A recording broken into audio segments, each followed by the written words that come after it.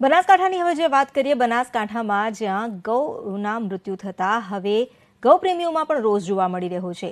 એક તરફ જ્યાં રાજ્યમાં બનાસકાંઠામાં 11 ગાયના મૃત્યુ થયા છે। કોટડા ગામની આ ઘટના છે। પાલનપુર તાલુકાના કોટડા ભાખર ગામે 2 દિવસ પૂર્વે દૂધ દોહવાના મશીન ચાલુ કરતા વીજ કરંટ લાગવાથી 11 ગાયો મોતને ભેટી।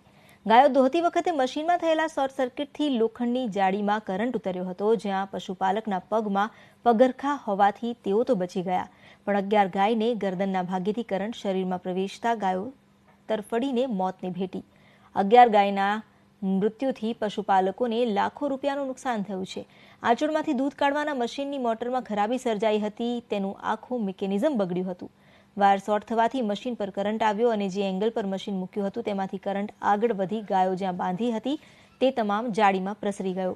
ગાયો દોહવાના મશીન બનાવતી વાનસૂન કંપનીના અધિકારી પણ ઘટના સ્થળે દોડી આવ્યા, જેમણે મશીનની તપાસ કર્યા બાદ મશીનની બોડીમાં શોર્ટ સર્કિટ થતાં આ ઘટના બની હોવાનું જણાવ્યું।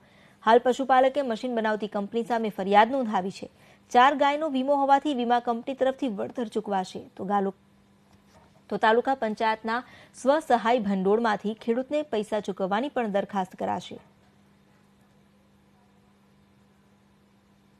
કુલ 11 ગાયોના કરંટ લાગવાથી મોત નિપજેલા છે। એ સમાચાર મળતા અમારા પશુ ચિકિત્સા અધિકારી પાલનપુર એ સ્થળ ઉપર પહોંચી ગયેલા હતા।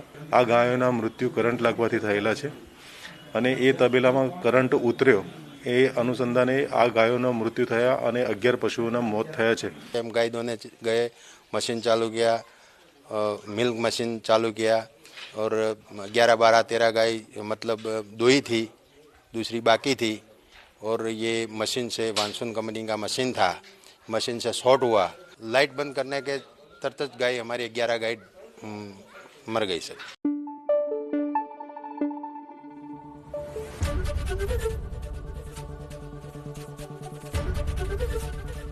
एबीपी अस्मिता, गुजरातनी अस्मिता।